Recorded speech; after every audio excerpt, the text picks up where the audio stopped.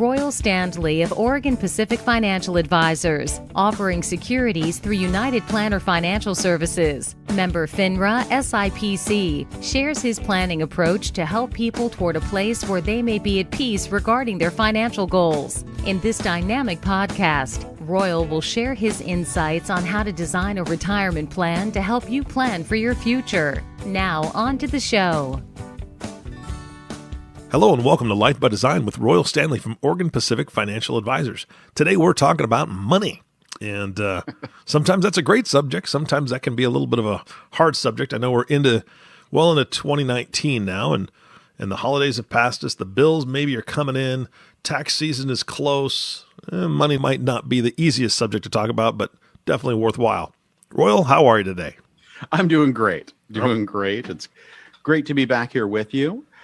And I'm looking forward to the subject today. This is one we spend a lot of time as financial planners, financial advisors talking about is the different types of money and how that affects a client's life, how it affects their taxes, and that sort of thing. So this is probably one of the areas where I see most people, they have some knowledge about it, but I'm hoping to shed some light here and provide clarity for people about the different types of money and what it means to their taxes.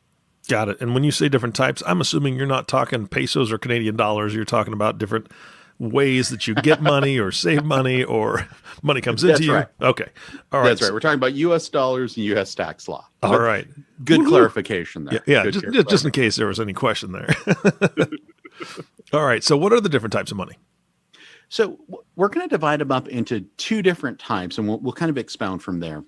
The first is non-qualified money. And so what the heck does non-qualified money mean? It means there's no tax qualifications around it. And so you can think about non-qualified money as the money you have in your bank account.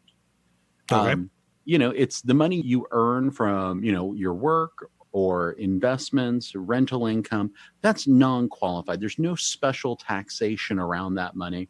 You put it in the bank, you're going to pay taxes on that money. You can take it out of the bank, you can spend it. The dollars in your pocket, that's non-qualified money. Okay. The other type of money is qualified money. This means it has a tax qualification around it. Mm-hmm. And this is money that you can think about that would be in an IRA, in a 401k, in your pension plan. And what that simply means is this is money that has a tax qualification. Now, if we're looking at kind of the traditional 401k and traditional IRA options, this is income that you have earned but have not yet paid taxes on. You've put it into a tax-deferred account like an IRA or a 401k. And from this point on, it's growing with all the taxes deferred. So you don't have to account for any dividends or capital gains that happen in that account. But where you're going to pay the taxes on it is when the money leaves the account, that is when it's going to turn into ordinary income for you. So that tax qualification right there is what we're going to talk about. I think most people get the non-qualified sense of, if I have money in a bank account at Wells Fargo and I want to move it over here into another account, I can do that with no problem. I can take the money out. I can put it over here. I can write a check. Pretty easy, I think, for most people to understand. Yeah. With qualified funds, it's a little bit different, but you can still combine qualified accounts depending on the types of accounts you're using. So most people are familiar with a 401k. 401k is an employer-sponsored retirement plan. Could be a combination of money you have deferred in as an individual participant and money that your company has put in as either a match or a contribution or a profit-sharing contribution. Okay. So we'll kind of set vesting off to the side. Vesting applies to the money that your employer has put in. Mm-hmm. So we'll just kind of leave that off to the side for the time being. But with qualified accounts like your 401k and your IRA, let's say you work at a company for a number of years and you build up a nice 401k balance, let's say $100,000, for instance. Okay. And you decide to leave that job and go to a new job. What do you do with that money that's in that old 401k plan? And when we sit down with a client to discuss their options, we want to make them aware of what their options really are. So in most cases, as long as your balance is above usually $5,000, you're allowed to leave money in an old employer's retirement plan indefinitely. Oh, I didn't know that. That's great. Yeah. So you don't necessarily have to make a decision right away when you change jobs. There might be some other factors there that might encourage you to look at that and make some changes. But number one, you can just leave money in an old employer's retirement account. Okay. If you're starting a new job that has a 401k, you're actually allowed to roll that money that was in your old 401k into the new 401k. Now, very rarely do 401ks have language in there that prohibits a transfer of old 401k funds into the new 401k. So the thing you want to look at is your summary plan description that you're provided from your new 401k. But in almost, I'd probably say 90-95% of cases, that new 401k is able to accept those 401k dollars from your old employer. And finally, the other option that you have is you can roll that money from your old employer over to an individual retirement account or a traditional IRA. Mm-hmm. Okay. Now, there's a fourth option, which we don't really want to talk about here. We don't want to give people ideas, but you could cash out your retirement savings. But if you're under the age of 59 and a half, there's going to be a 10% penalty for any distribution from a 401k that's not getting rolled over or transferred into a qualified account. Yeah. So that there's going to be that 10% penalty for people who are under the age of 59 and a half.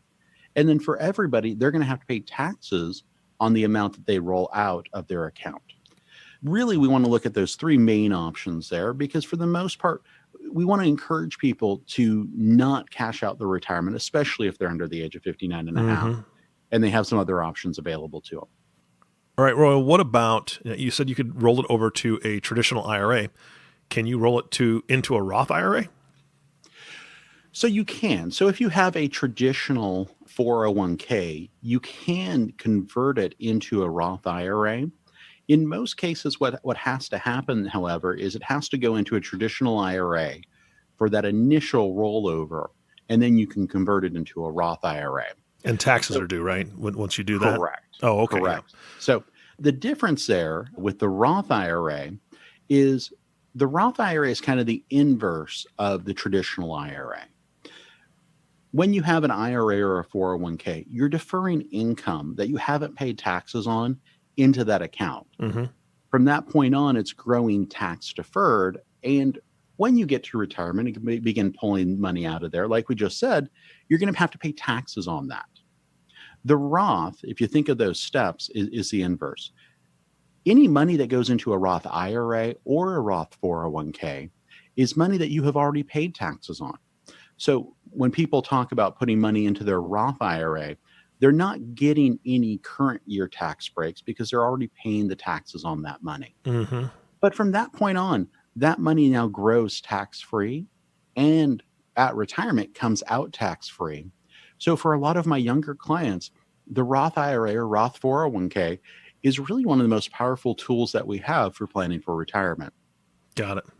The other big thing I love about the Roth IRA or Roth 401k is the ability for this money to get passed on to your heirs and for them to extend that tax-free account over the course of their lifetimes using a beneficiary Roth IRA or a stretch beneficiary Roth IRA.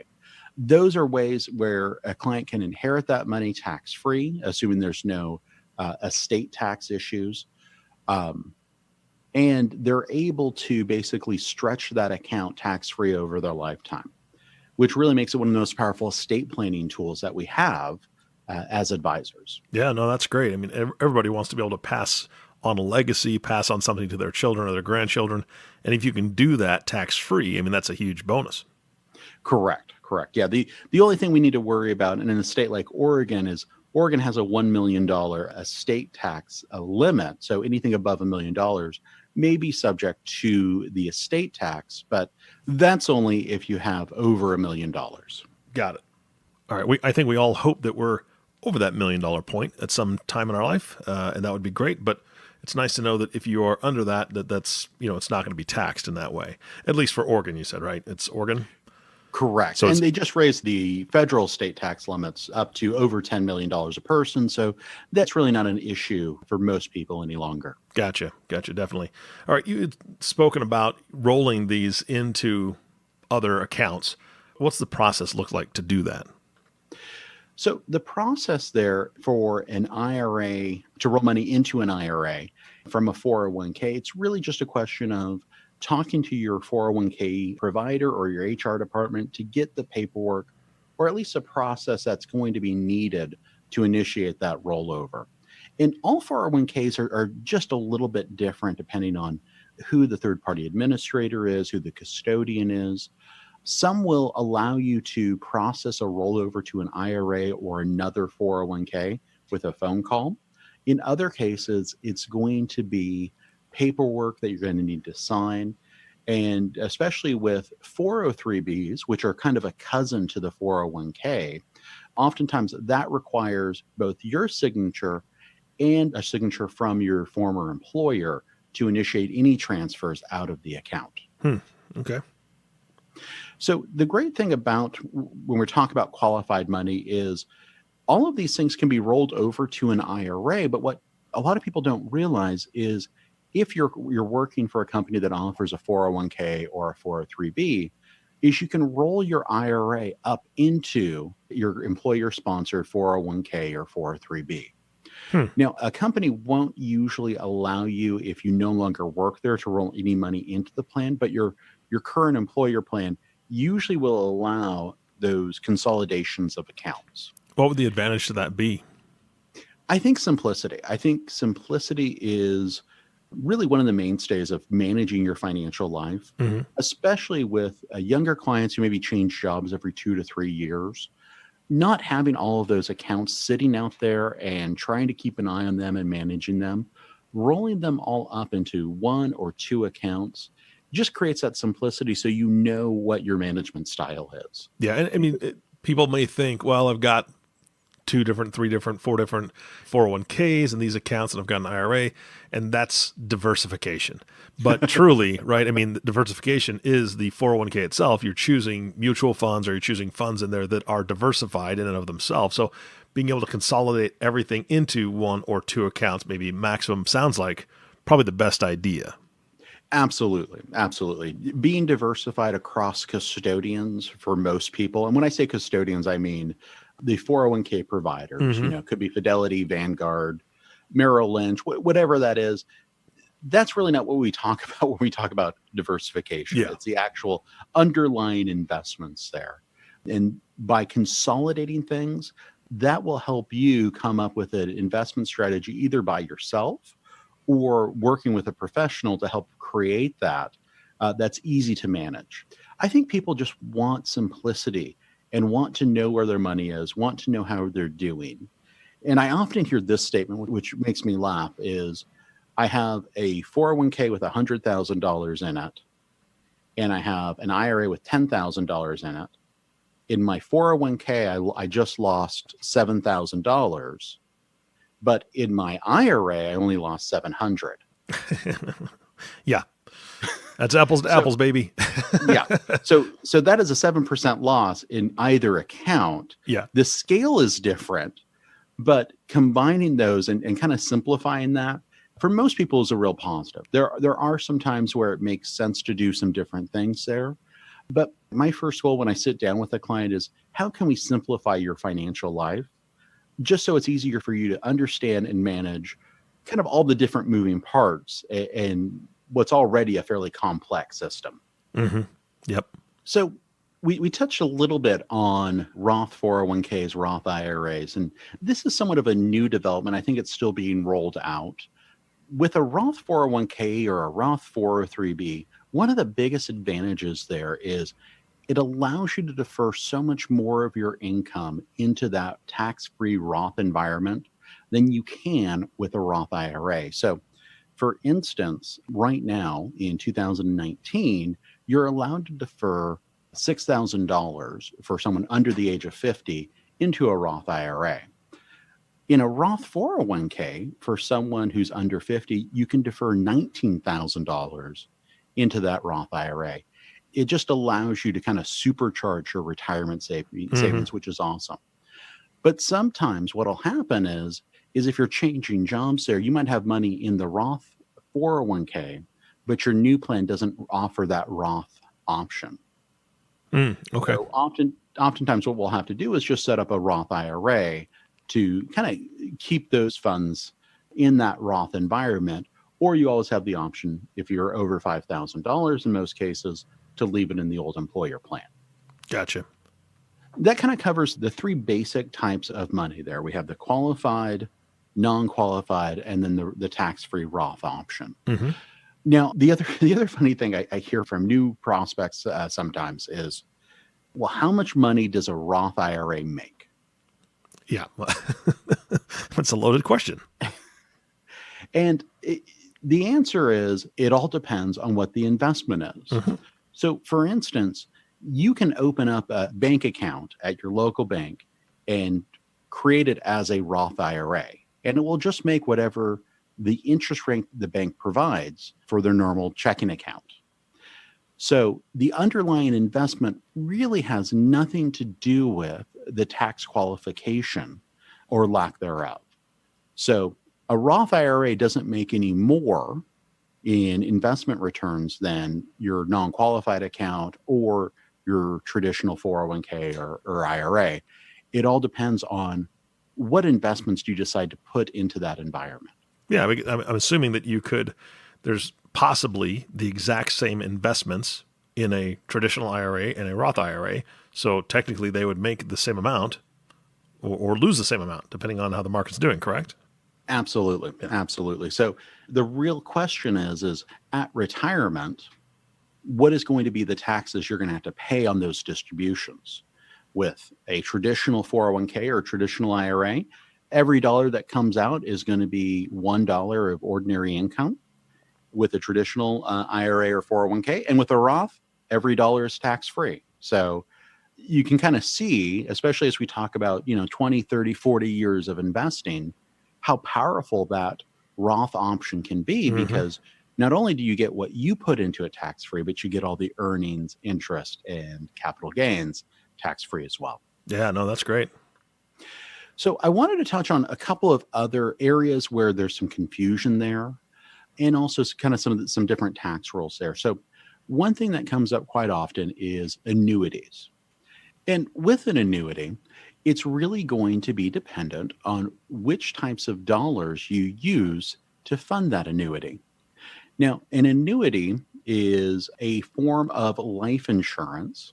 It's an insurance contract that is designed to provide lifetime income. This is often what we refer to as an immediate annuity. You're basically giving a sum of money to an insurance company, and they're going to give you an income stream over your lifetime. There's also a deferred annuity, where you put money on deposit with an insurance company, and they're going to either give you a fixed interest rate. This would be a fixed annuity, or you can invest it into variable sub-accounts, which you can kind of think of them somewhat similarly to mutual funds, where you're going to be subject to the fluctuations of the overall market there. But depending on what types of dollars you put into it will determine the taxation that comes out of your annuity. So if you put qualified dollars, let's say from an IRA or a 401k into an annuity, it retains basically the same similarities as that IRA or 401k dollars, meaning that every dollar that comes out is going to be taxable. The difference, however, is when you put non-qualified dollars into an annuity. So let's say you put $50,000 into a variable annuity, and over the next 10 or 20 years, it grows to $100,000. So right now with that variable annuity, it's worth $100,000. $50,000 is non-qualified basis that you put into it, and the other $50,000 is gain. So if you were to take a normal distribution from that annuity, the way an annuity works is if you don't annuitize it, basically if you don't turn it into an income stream, you have to take off the gain first. No. So this is what call LIFO, or last in, first out. So you have to take that gain off the top first before you actually reach the basis. So if you were taking out, let's say, $10,000 every year from it, and let's just say performance was flat for that 10-year period, you would have to take off 5 years of $10,000 of taxable interest there, and that's going to come out as ordinary income before you reach those last 5 years, which are going to be return of basis there. So the first 5 years, what you're saying is the first 5 years are taxed. So let's say you're at 20% tax rate, just for easy numbers. You take out 10 grand, you've got 2,000 in taxes, so you get 8,000 each year for the first 5 years. Correct. All right. And then so the remaining 5 years, again, assuming that there's zero growth on it, because you still have that 50,000 in there that you've already paid taxes on, came out of the Roth or wherever it came from, that's going to come to you at 10,000 per year, but it's not taxed at all. Correct. Now, if you had funded the annuity with Roth funds, then all of those gains would be tax-free. So this is only applying to non-qualified dollars. Got it. So if you took 50,000 in cash, is what you're saying, put it into an annuity, and then after however many years it grows to 100,000, that extra 50,000 is taxable. But if you put a Roth in there, what if it grows inside the annuity then? So all of that growth there is tax-free. Oh, so basically, that's not too bad. It's pretty good. It's pretty good. So basically, that Roth accumulation is still going to be tax-free for you. So a few different ways of looking at that. But the biggest thing I see quite often is people might buy an annuity to defer taxes on money they don't expect to need. And over time, it accumulates so much that when they pass away and pass that on to their heirs, oftentimes their heirs are surprised by how much taxes they have to pay to surrender that annuity, or look at some options like a non-qualified stretch annuity to stretch that annuity out over their lifetimes. Gotcha. Interesting. So there's it's pretty complex. I mean, the best thing is if this is interesting and piques some questions in folks, y'all need to reach out to Royal, because I've got a lot of questions and we don't have all the time on this podcast to answer them, but there's a lot of different strategies out there. So it sounds like people could really, really benefit from doing this the correct way with some guidance, or they could really make some mistakes up front that will cost their family and their kids and grandkids in the long run. Absolutely. Whenever the subject of annuities come up, that's a time to kind of slow down and make sure you know what you're doing. Make sure that you understand kind of all the ins and outs of what's being recommended to you. You know, some people are very pro annuity. Some people are very opposed to annuities. The way I look at it is an annuity is a tool that is appropriate sometimes. Just like you're not going to use your Sawzall for every home improvement project, you wouldn't use an annuity for everyone's retirement planning. Yeah, it makes sense. It's nice to have a tool belt with lots of different tools in it so you can choose the right one that fits your exact situation. So that's very important. Yep. And so finally, as we're kind of wrapping up, I just want to touch on one other area where we have some tax qualification issues.